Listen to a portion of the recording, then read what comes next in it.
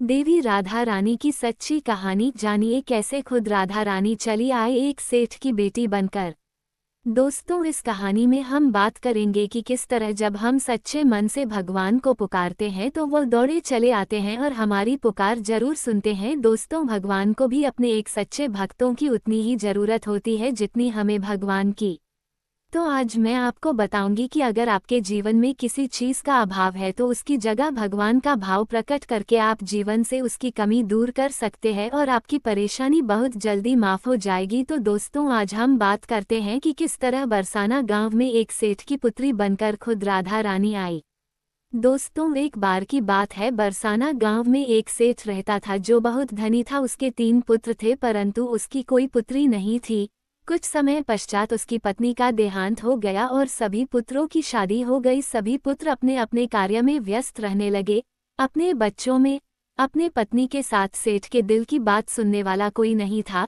सेठ को शुरू से ही इस बात का बहुत दुख था कि उसकी कोई पुत्री नहीं है, लेकिन अब उसकी पत्नी की मृत्यु के बाद उसको ये दुख और सताने लगा और वह इस बात को लेकर परेशान रहने लगा कि उसकी कोई पुत्री नहीं है। एक दिन एक महान पंडित उसके घर पर आए और उसे दुखी देकर उसने पूछा कि तुम्हें किस बात की परेशानी है, तुम क्यों दुखी हो। तो उसने अपना दुख का कारण पंडित को बताया कि कोई मेरी पुत्री नहीं है, इस वजह से मुझे अपने जीवन में यह अभाव रहता है कि मेरी कोई पुत्री क्यों नहीं है। तो वो पंडित उसको कहता है, लोग ये भी कोई परेशानी की बात है, तुम राधा रानी को अपनी बेटी मान लो।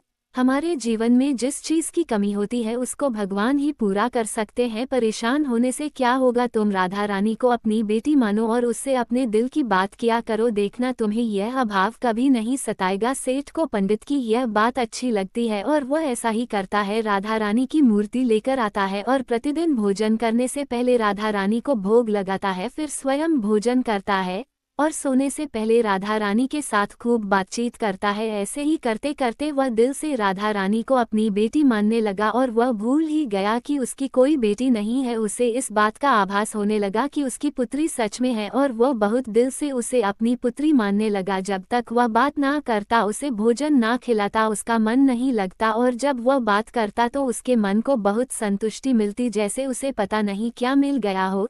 तो दोस्तों, एक दिन सेठ के घर पर एक चूड़ी बेचने वाली मनहारन आती थी और वह उसकी बहुओं को चूड़ियां पहनाकर जाती थी। एक दिन वह चूड़ी बेचने घर पर आए और उसने सेठ के बेटे की तीनों बहुओं को चूड़ी पहनाई। उसके साथ जब सेठ की बहुएं चूड़ी पहनकर चली गई तो उसके सामने एक और कन्या आई और उसने कहा कि मुझे भी चूड़ियां पहन दो।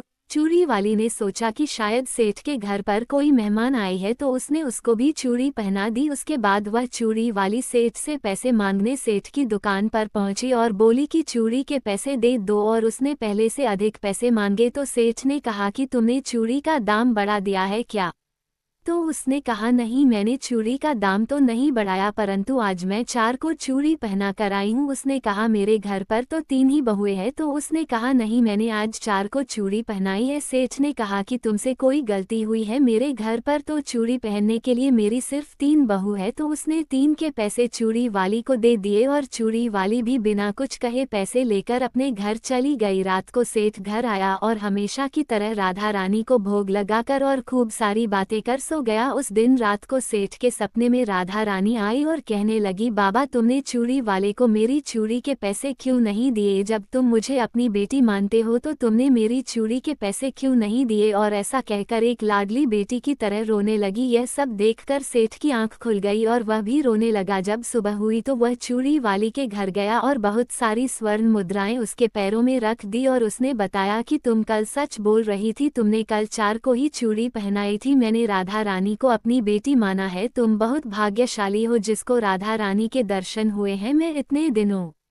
से उनके दर्शन को तड़प रहा हूँ और तुमने एक बार में ही उनके दर्शन कर लिए। यह बोलकर रोने लगा और बोला कि तुम्हें चूड़ी का जो भी दाम चाहिए मुझसे मांग लो। ये सुनकर मनहारन के आंखों में भी आंसू आ गए और उसने मन में सोचा, जब मुझे खुद राधा रानी के ही दर्शन हो गए हैं तो इससे ज्यादा मुझे और क्या चाहिए। और उसने सेठ के सामने हाथ जोड़कर कहा कि तुम्हारी वजह से मुझे राधा रानी के दर्शन हुए हैं, जिससे मेरा ये जीवन सफल हो गया, मुझे कुछ नहीं चाहिए। तो दोस्तों, देखा कि जब हम भगवान भगवान को दिल से पुकारते हैं, उनकी पूजा अर्चना करते हैं, तो वो कैसे हमारे पास दौड़े चले आते। आशा करती हूँ आपको ये कहानी बहुत अच्छी लगी होगी और आप भी अगर किसी वस्तु को लेकर परेशान हैं तो भगवान से प्रार्थना कर सकते हैं, वो आपकी प्रार्थना जरूर सुनेगा। अगर यह कहानी आपको अच्छी लगी हो तो नीचे कमेंट बॉक्स में जरूर बताना। धन्यवाद।